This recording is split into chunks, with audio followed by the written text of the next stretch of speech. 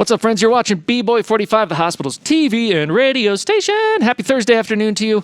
I'm having a happy Thursday, and it's going to be even happier because I got my buddy Maya with me. Maya, are you here?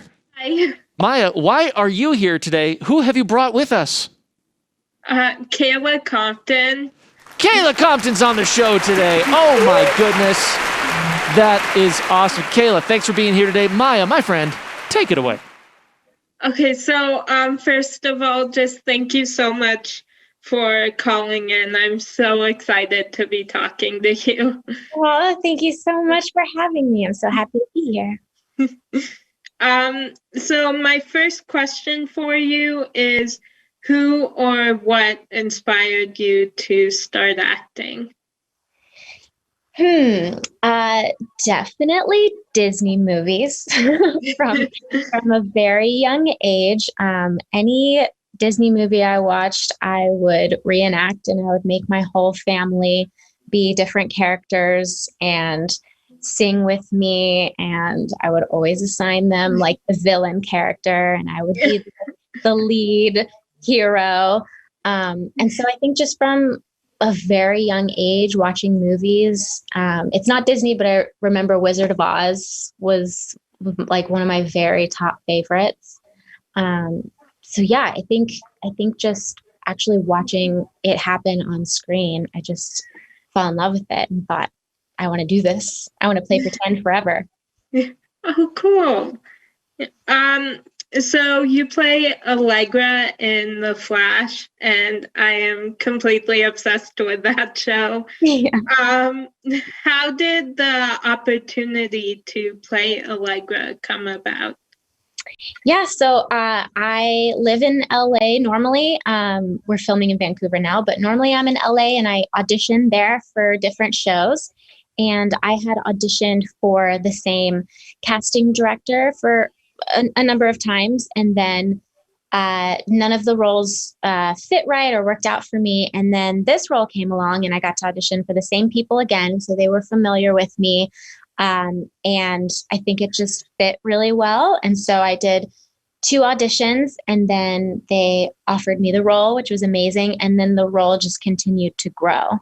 So it was a pretty traditional, go into the office before COVID and audition, and then I got the part. Oh, cool. Yeah. So what's the best thing about playing a character with superpowers? I mean, it's so fun to just use your imagination in that way. You get to I was able to have some conversations about what the power would actually look like coming out of my hand.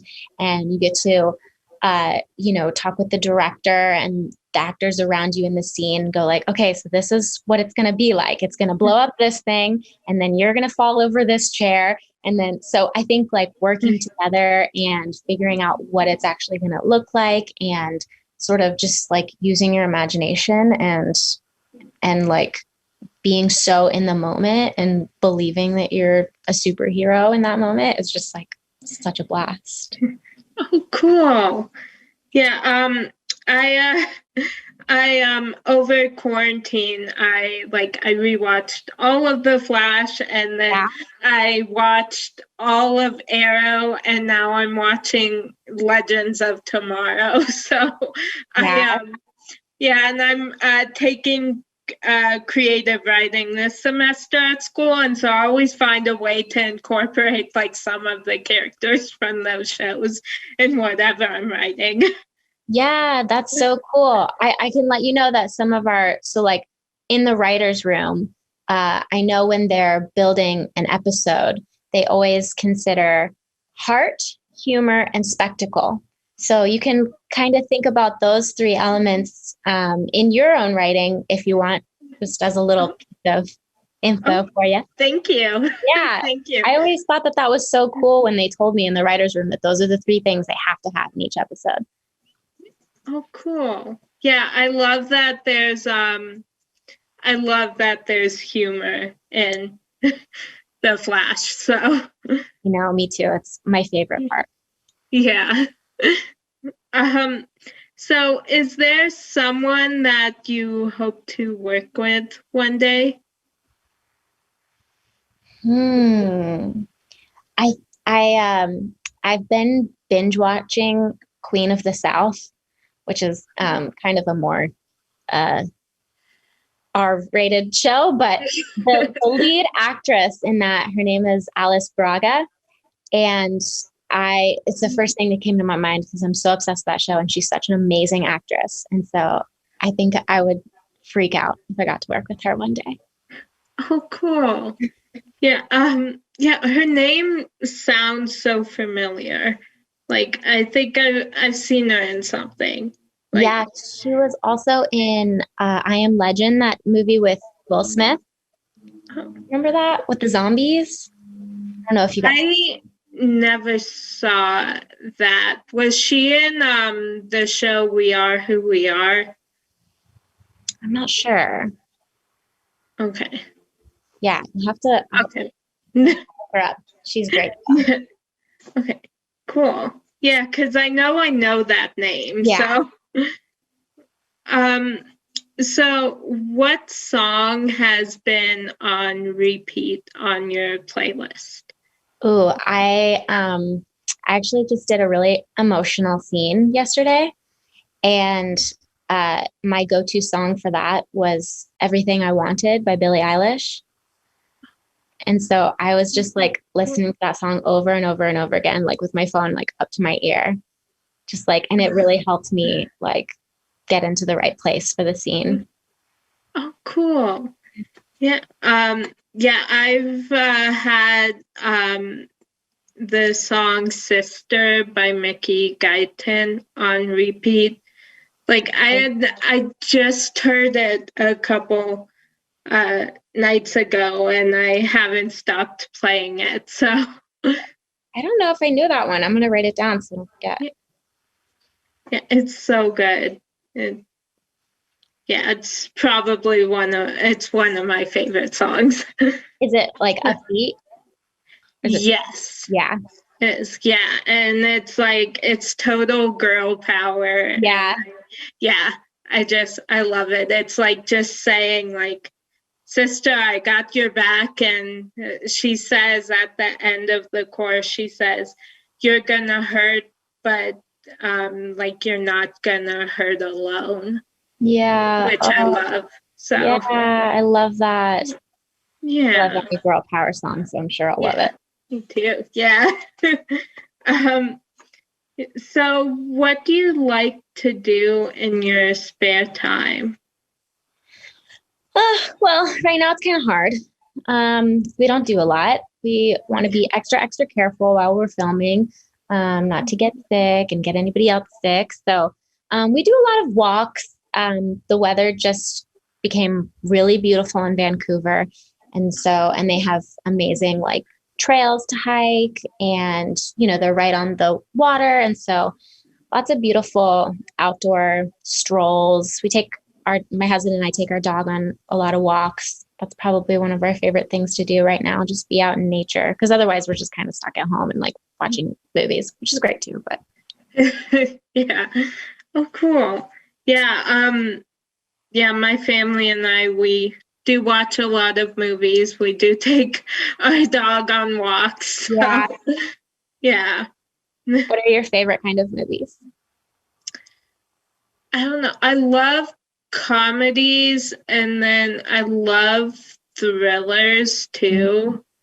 Like my sister and I always argue because I don't like horror movies, and she tells me, but thrillers are basically horror movies. And so then we get into this whole argument that like, no, because they don't take that extra step. They're not like as terrifying as horror movies are. And there are a few, like I have my list of thrillers that I like and that I know will not like terrify me. So I know I can watch those. Yeah.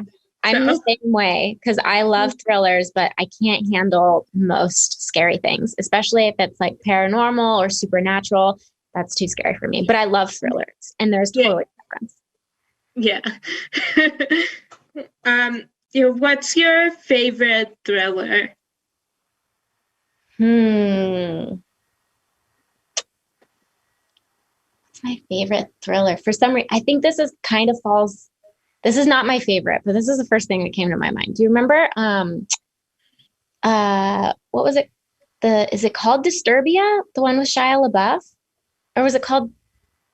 Yeah, I think it's kind of on the verge of thriller and horror. Not my favorite, but I remember really liking that movie. It's a good one because it's like the whole movie is sort of like building up to this final scene.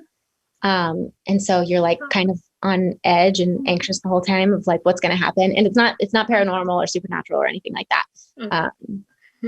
But there is kind of a scary element. But for some reason that popped in my head. I think that's a good one. Yeah. Oh, cool. Yeah. We just like last month, I think we watched this new thriller called Fear of Rain. That one's really good. That is on the list of my favorites. Yeah. Yeah. Cool. I'll check it out. Yeah. But one of the I think the ones that are at the top are of the list are there's a movie called Rapid Eye Movement, and then there's a Netflix one on Netflix called Dismissed. That's also really good. I need to write all these down. Oh, Don't Let Go is another one. Sorry, all these ones are popping into my head. Oh no, that's good. What are Don't Let Go? Is that one on Netflix? No, that one's like on demand. Okay. I feel like I know that one is. Yeah.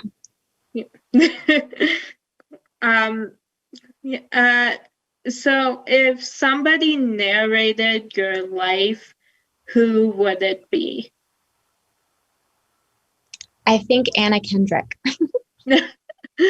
People have told me we have similar like senses of humor and vibes, and I just would I think I would like her telling, the sadder parts of my life, because she puts like this really like fun spin on things that you just want to listen to her, even if she's talking about something sad or not funny or whatever. She kind of makes everything funny and light. Yeah. Oh, I love Anna Kendrick. Too. Is there a certain line from a song, book, or movie that's always stuck with you or inspires you?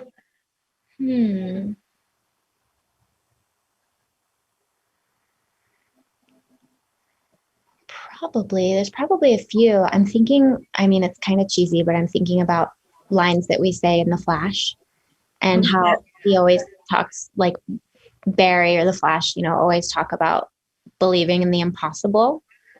Yeah. And I think that's always really stuck with me since I started working on The Flash. But, when I look back on my life, I've thought if I hadn't believed in the impossible, I don't think I would be where I am now, especially in acting, because it's such a hard industry to sort of break into and work in. And if I hadn't believed in myself and that something seemingly impossible could happen, I may not be doing what I love now. Yeah. I have a whole folder on my phone that's just quotes from The Flash that I just always, because there are just so many quotes that inspire me, and so I have a whole folder that when I need to look at them, and so that's good. I know it's so good to actually write them down. I have a lot of friends that will write inspiring quotes down, and then they'll stick them in their fridge or somewhere where they look every day. It's such a good idea. Yeah. So what is your biggest pet peeve? I was just thinking about this recently. I literally thought, if someone asked me what my biggest pet peeve is, I think there would be too many to try to pick one. But if I'm in the mode, you know, when you're like in a mode or in a mood where like kind of you just like let things bother you. Yeah. So if I was in that mode, a lot of things would bother me, but I try to not let anything bother me for the most part. But I did think for some reason, it really bugs me when people shuffle their feet. Like when they don't like pick up their feet, you know, that sound of like constantly, especially if someone's behind you. Oh yeah. For some reason that bugs me. And I was thinking about that this morning. So what has been the biggest lesson that you've learned during the pandemic? I think just really cherish what you have. I was so fortunate to have my husband with me. And we were really lucky to get our dog like a month before everything happened and shut down. And so, you know, he's a quarantine puppy. But we're so happy that we had him. You know, he was a little emotional support animal for us. And we were just so thankful that, you know, for our family and being so worried about their safety and their health and all of that throughout this whole thing. It's just made me go like, wow, really cherish the people you have and what you have in your life, because you never know what's going to be right around the corner or come along and shuffle everything up, you know? Yeah. We got our dog just, I think, in February. And she is just, she just makes all of us so happy. Like she's so funny and just like full of energy, but then like she'll also just like hop on your lap and curl up with you, and Is it a little dog? What kind of dog is it? She's a plot hound mix. Oh, yeah, cool. Yeah. What type of dog is your? He's 50% mini poodle, and then the other 50% is a mix. He has randomly like some Chihuahua in there. I don't know if you can see, but that's him. Oh, he's so cute. He's a little guy. He's really sweet. Oh, cool. Yeah. So have you been like binge watching any shows? Yeah, we were binge watching Queen of the South. I also we started watching, I think it's what's it called? It's not Scare Tactics, but it's like a prank scaring show.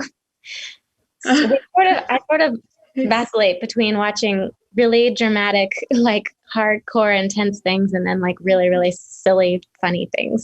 So we were watching some prank show that's really funny. Oh, cool. Yeah. We've been watching a lot of stuff on Disney Plus. There's this show called The Lodge, which is really good, and we saw the first season, but then there were 2 other seasons that we didn't see, so we're binge watching that, and then we're binge watching the show Perception right now. Yeah. So, with Eric McCormick. Yeah, I was on that show for a second.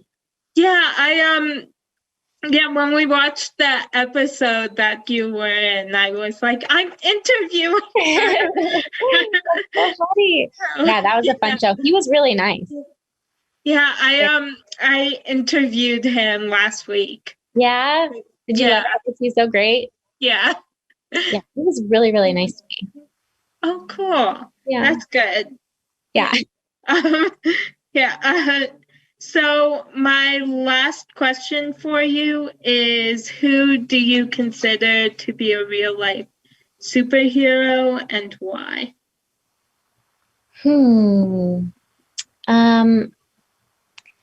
I really love AOC. she's so awesome. And I think it's really cool, representation matters. And I see someone like her, and she's a strong Latin woman. And I just think that that's so inspiring. And I just feel like she's really fighting for justice and good things. So I just think that people who are helping make this world a better place and on the front lines are the biggest heroes. Yeah. I agree with that. Well, I had so much fun talking to you. I don't want to hang up. So,